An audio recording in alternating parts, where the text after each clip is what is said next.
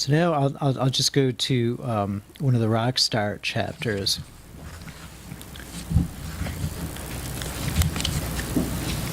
And this chapter is called Under the Gun, The Kids in the Sandbox. They were nerds, but nerds of a different stripe. The kind that often felt severely out of place, even among other outcasts. The Hauser brothers were not computer geeks. They didn't code games in their bedrooms in their spare time. They weren't geniuses of math or whizzes of computer science. They didn't want to take apart a game to see how and why the code worked. And they would grow up to become outsiders in a business full of computer whizzes and egotistical suits. As angst-ridden teens, they sometimes felt they didn't even understand each other. At age 15, Dan Hauser stood on the balcony of his parents' house in London, angry at his brother Sam. Sam, 2 years older, walked by below. Like a character out of an action movie, Dan leaped down onto his brother and started wailing on him. Sam was down but not out. He fought back, hitting Dan with such force that Sam broke his hand. "Enough is enough, this is bollocks," yelled Walter Hauser, breaking up the fracas. Their jazz-playing father, who toiled as a lawyer by day, had seen this kind of scenario too many times as the boys were growing up. And the boys knew it too. They were becoming too mature for childish fisticuffs. After all, how could they keep hurting each other when both were ambitious and both had big plans? Sam, the assertive one, wanted to start his own record company. Dan, the athletic one, wanted to be a writer or a journalist. At the time, they had no idea they would do these things together and create a sea change in the world of video games. Both were taught to stick up for what they wanted from an early age. In the Hauser household, you had to tussle for a bigger portion of steak or to watch your favorite TV show. That boisterous, scrappy quality would serve the brothers well when the world seemed to fight against them. At the prestigious St. Paul's School, the two would fight back when the other kids gossiped about their actress mother, Geraldine Moffat, when the classmates saw her on TV in the somewhat brutish British gangster film, Get Carter. The beautiful Moffat spent much of the film naked, and the next day Sam and Dan would be mercilessly teased. They could have wimped out and wilted in the face of their aggressors. Instead, Sam, initially embarrassed, saw it as an opportunity to curry favor with the cooler kids at school, who ultimately left the brothers alone. That is what their stubborn, loving parents had instilled in them, a relentless ability to remain self-reliant, confident, aggressive, and argumentative when they needed to state their cases, fight for their causes, and win. During their formative years, they devoured popular culture like one of those over-the-top, ghost-sucking vacuum cleaners in Nintendo's Luigi's Mansion. As kids, the brothers played Action Man, the English version of G.I. Joe, together. And they watched movies like Apocalypse Now and The Long Good Friday with Bob Hoskins and Helen Mirren. They grooved to the music of the late 70s and early 80s. And they played games with zeal. Sam in particular enjoyed the Sinclair Spectrum, manufactured by Sir Clive Sinclair, a tough eccentric who also produced one of the first inexpensive pocket calculators in 1972. The Sinclair was a tiny, inexpensive computer with rubber keys that often broke, but man, when Sam loaded something like Jetpack or Underworld with their lurid colors and tough gameplay, he was transported elsewhere to the point of elation.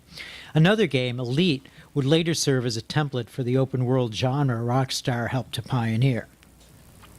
The kids at Sam's school would have bags full of the inexpensive or pirated games to sell and trade. As children of the video game age, the brothers loved games as much as they loved film and music. Sam would go from playing Pong and Space Invaders to spinning the latest 7-inch by ABBA or Bowie.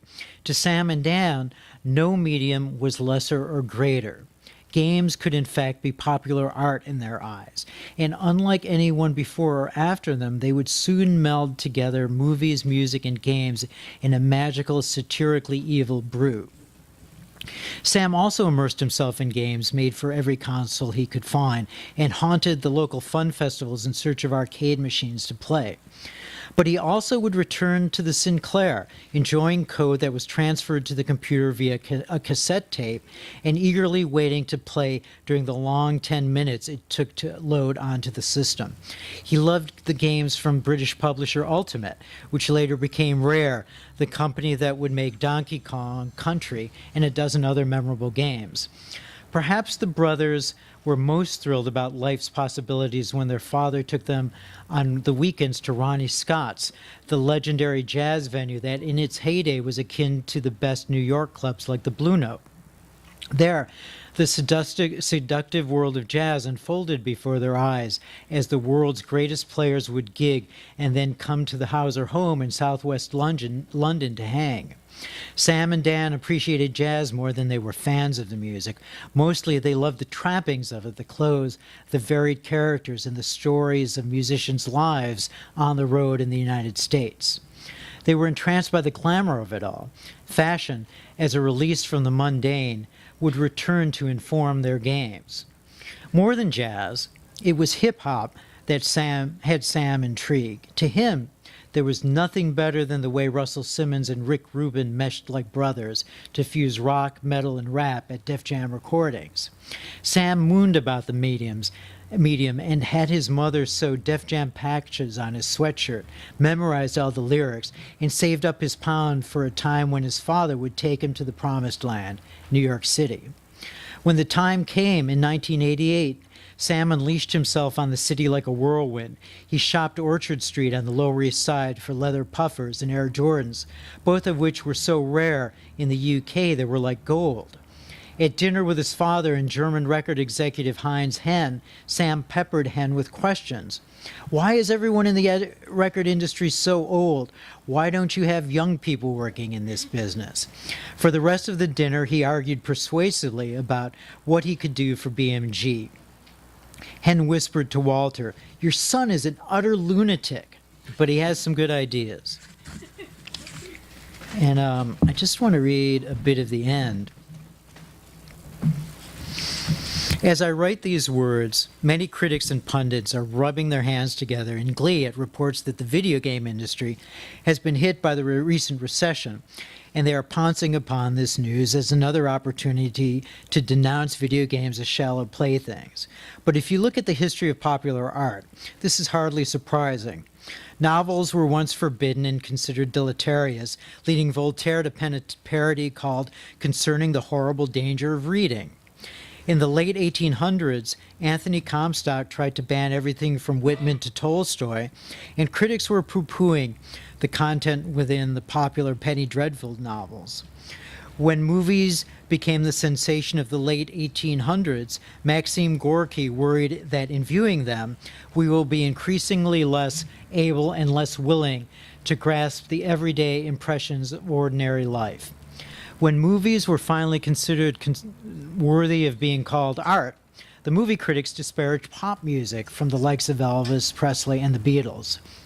And when video games came to the fore, all those established critics, book, movie, pop music, ridiculed this growing form of expression.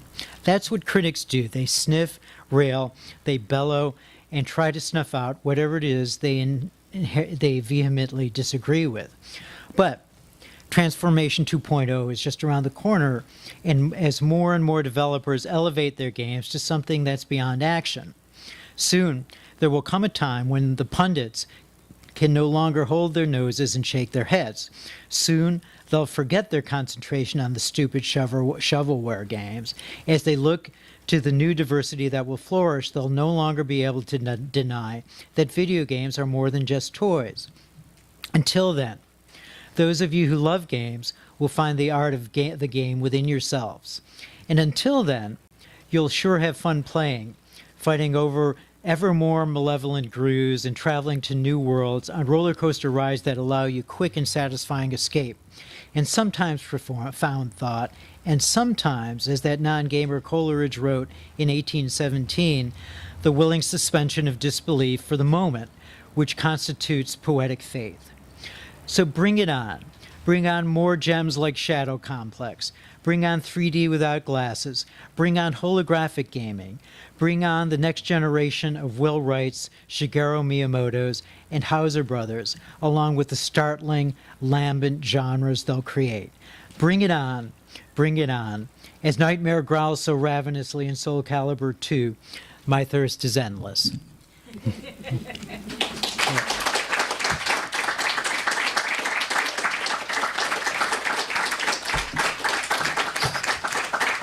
Hey, thanks, guys. So, if you have any questions, I'm here and willing to talk for a few minutes. So, yeah.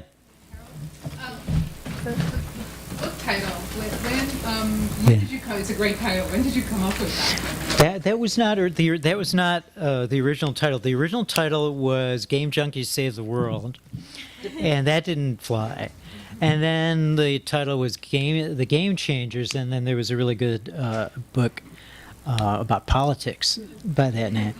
And I came up with All Your Base Are Belong to Us. And so for those of you who don't know, that was a bad translation from dialogue in a game that really wasn't that good called Zero Wing. But in around 2000, somewhere thereabouts, it became kind of an internet meme, kind of a trend that people would kind of use to say as trash talk. So my meaning is basically to trash talk to the movie, music, and DVD industry, saying, hey guys, video game industry is here and you better watch out. Because it's not going away. So that's a long-winded answer to your question. Yeah. What are some of the unique ways do you think that games can kind of change, can inspire and really change one's perspective?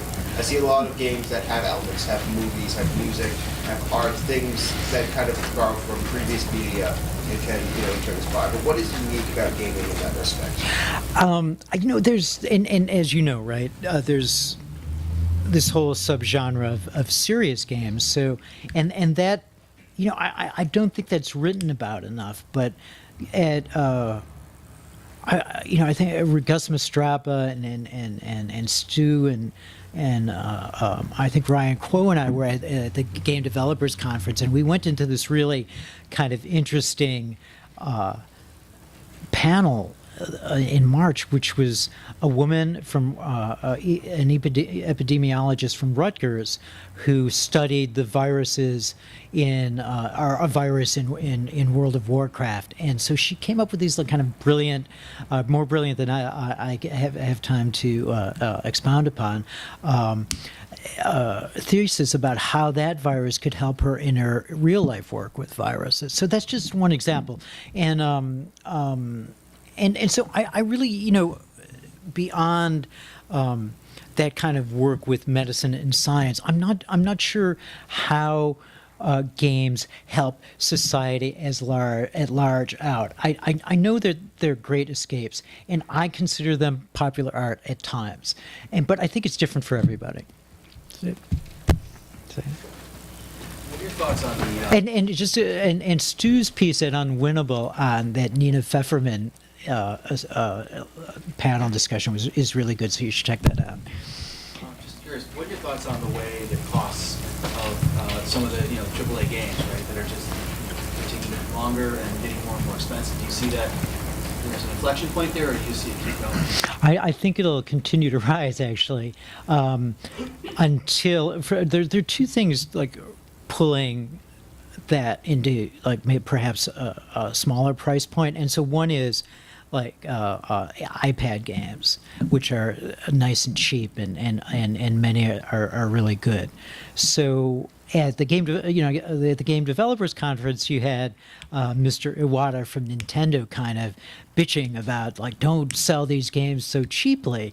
So I mean, the price of games, Nolan Bushnell was kind of this carny personality, and he did some things wrong at Atari. But one of the things he did that I think the video game industry would appreciate is to price games really high, and people bought them, and they still buy them at that high price point. So I don't know if that is going away until the